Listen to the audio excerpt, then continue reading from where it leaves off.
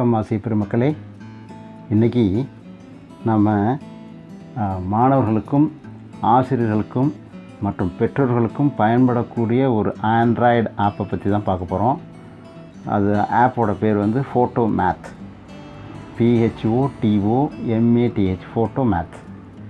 அதுக்கு என்ன சார் செய்யணும் அப்படின்னா, ஃபஸ்ட்டு நீங்கள் ப்ளே ஸ்டோர் போகிறீங்க. ப்ளே ஸ்டோரில் போய் ஃபோட்டோமேத் அப்படின்னு டைப் பண்ணுங்கள். டைப் பண்ணோன்னே இந்த மாதிரி ஒரு லோகோ வரும் பாருங்கள், இருக்குது பாருங்கள், ஃபோட்டோமேத்.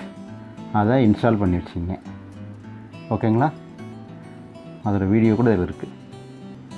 இது ஒரு கேமராவோட பயன்படுத்தக்கூடிய ஒரு ஆண்ட்ராய்டு ஆப்பு. எந்த கணக்குக்கு உங்களுக்கு தீர்வு வேணுமோ அந்த கணக்கை நீங்கள் ஸ்கேன் பண்ணால் உங்களுக்கு விடை வந்துகிட்டே இருக்கும். ஓகேங்களா? இப்போ நான் வந்து இன்ஸ்டால் பண்ணிட்டேன். ஆப்புக்குள்ளே போகிறேன். அந்த ஆப்போட டிஸ்பிளே இங்கே இருக்குது பாருங்கள், ஃபோட்டோமேத். இந்த ஆப்போட யூசேஜ் என்ன அப்படின்னு பார்த்தீங்கன்னா, இதை இன்ஸ்டால் பண்ணி உடனே நீங்கள் வந்து கூகுள் அக்கௌண்ட் யார் அப்படின்னு சொல்லி ஒரு கேள்வி கேட்குது. நீங்கள் ஸ்டூடெண்ட்டா, ஆசிரியரா, பெற்றோரா அப்படின்னு ஒரு கேள்வி கேட்கும். நீங்கள் ஆசிரியர் இருந்தால் ஆசிரியர்னு கொடுங்க, மாணவராக இருந்தால் மாணவர்னு கொடுங்க. ரைட். இப்போ நீங்கள் எந்த கணக்குக்கு விடை கண்டுபிடிக்கணும் அப்படின்னு நீங்கள் நினைக்கிறீங்களோ அந்த கணக்கை நீங்கள் போய் ஸ்கேன் பண்ணணும். ஃபார் எடுத்துக்காட்டால், நான் இப்போ வந்து ஒரு கூட்டல் கணக்கு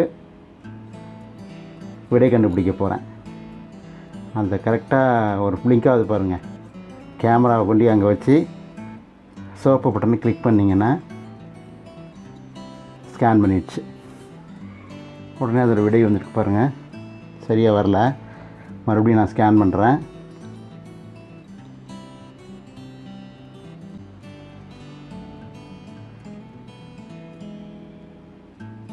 பாருங்கள், 5678 கூட்டல் 2034 கூட்டல் 3675, இதோட கூடுதல் என்ன அப்படின்னு ஒரு கேள்வி கேட்டேன். அதை வந்து இங்கே ஆன்சர் சொல்லிடுச்சு. ஆன்சர் என்ன சொல்லியிருக்குது? 11387. இது எப்படி வந்துச்சு அப்படின்னு சொல்லி நம்ம இந்த கணக்கை ஸ்டெப் பை ஸ்டெப்பாக பார்க்கலாம். கீழே ஒரு ஐக்கான் இருக்குது பாருங்கள், ரெட் கலரில், ஷோ சால்விங் ஸ்டெப்ஸ் அப்படின்னு சொல்லி அதை கிளிக் பண்ணுறீங்க. இது சாதாரண ஸ்டெப் தான், ஏன்னா அதை ஆட் பண்ணுறது தானே, ஸ்டெப் பை ஸ்டெப்பாக வந்துருக்குது. அதுக்கு மேலே வரல. இப்போ அடுத்தது கூட்டல் கணக்கு உங்களுக்கு தெரிஞ்சு போச்சு. அடுத்தது பெருக்கல் கணக்கில் ஒன்று பார்க்கலாமா, அல்லது கழித்தல் கணக்கு ஒன்று பார்க்கலாம். இப்போ நான் ஒரு கழித்தல் கணக்கு பார்க்கலான்னு முடிவு பண்ணிட்டேன். பாருங்கள், ஒரு கழித்தல் கணக்கை கரெக்டாக ஃபோட்டோ எடுத்திங்கன்னா அதோட விடை உங்களுக்கு கரெக்டாக வரும்.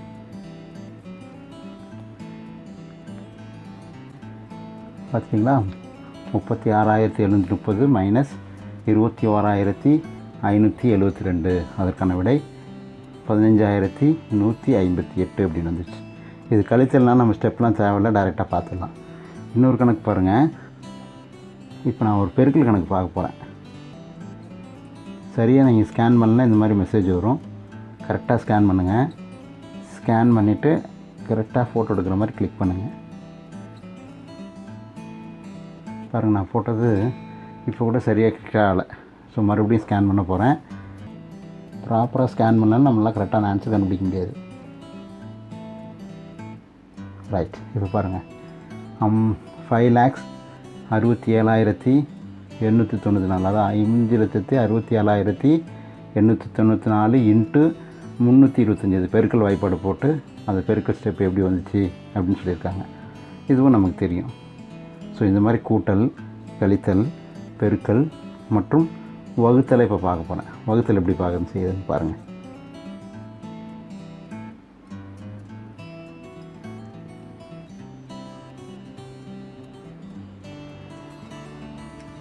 அழகாக காட்டிடுச்சு பாருங்கள். 7,32,561 235 அளவுக்கு என்ன விடை வரும் அப்படின்னு சொல்லி காட்டியிருக்காங்க. ஸோ இது மாதிரி நமக்கு கடினமாக நினைக்கக்கூடிய செகண்டில் ஆன்சர் சொல்லிடும். இங்கே பாருங்களேன், போர்டு 3 ஆப்ரேஷன் 4 ஆப்ரேஷன் வந்திருக்கு. கூட்டல் வந்திருக்கு, கழித்தல் வந்திருக்கு, பெருக்கல் வந்து வகுத்தல் வந்திருக்கு. இது எப்படி கால்குலேட் பண்ணுதுன்னு பார்க்கலாம். போர்டு மாஸ் விதியை பயன்படுத்தி போடணும் கணக்கு. விடை என்ன வருதுன்னு பார்க்கலாம். வந்துச்சு பாருங்கள், விடை 20 வந்திருக்கு. இதுக்கு தான் நம்ம வந்து ஸ்டெப்ஸு கேட்கலாம், எப்படி இது விடை வந்துச்சு அப்படின்னு சொல்லிட்டு. ஏன்னா போர்டு மாஸ் விதியில் ஃபஸ்ட் எடுத்து நம்ம செய்ய வேண்டியது வகுத்தல், இரண்டாவது பெருக்கல், மூன்றாவது கூட்டல், கடைசியாக தான் கழித்தல். இதை எப்படி செய்யுது அப்படின்னு பாருங்கள். ஸ்டெப் 1 பாருங்கள், ஃபஸ்ட்டு ஸ்டெப்பு பெருக்கல் போட்டாங்க. 5 × 3 15. ஃபஸ்ட்டு என்ன செஞ்சுருக்காங்க, 5 × 3 15 போட்டு அப்புறம் 12 4ஆல் வகுத்தோம்னா நமக்கு 3 கிடைக்குது. அந்த ஸ்டெப் போட்டாங்க.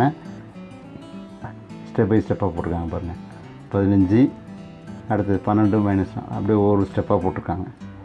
நெக்ஸ்ட்டு ஸ்டெப்பு 15 8 கூட்டிட்டு அதுலேருந்து 23 ஆகும். 23லேருந்து 3 கழிஞ்சால் 20 வரும். ஸோ கடைசி ஆன்சர் பார்த்திங்கன்னா 20 அப்படிங்கிறது தான் இந்த கணக்கோட விடை. ஸோ இந்த மாதிரி கடினமான காம்ப்ளிகேட்டடான சம்ஸை மாணவர்கள் எளிதாக புரிந்து கொண்டு தாங்கள் செய்த கணக்கு சரியா இல்லையா அப்படின்னு ஒரு அருமையான ஆண்ட்ராய்டு செயலி. இப்போ ஒரு ஃப்ராக்ஷன்ஸ் 2 ஃப்ராக்ஷனை எப்படி சார் ஆட் பண்ணலாம் அப்படிங்கிறதுக்கு ஒரு சம் இருக்குது பாருங்கள்.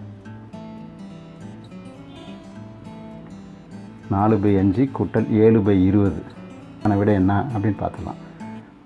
4/5 7/10 வந்துருக்குது. ரைட், இதை விட சுருக்கி பார்த்தீங்கன்னா 3/2 வருது. அதுக்கு ஸ்டெப்ஸ் போட்டு காட்டியிருக்காங்க பாருங்கள். ஸ்டெப் போடணுன்னா நம்ம இந்த ஷோவிங் சால்வ் ஸ்டெப்புக்கு எடுத்திங்கன்னா அதை படிக்கும். அந்த ஃபஸ்ட் ஸ்டெப்பு 4/5 + 7/10 எல்சிஎம் எடுத்துகிட்டு 10 எல்சிஎம் எடுத்துக்கிட்டு 15 15 × 10 வருது. 15 × 10 நம்ம சுருக்கணும்னா 3 × 2 அப்படின்னு சொல்லலாம். இன்னும் சுருக்கணும்னா 1/2ன்னு சொல்லலாம்.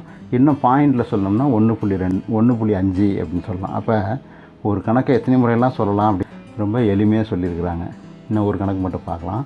ஒரு கழித்தல் கணக்கு பாருங்கள். ஃப்ராக்ஷனோட கழித்தல்.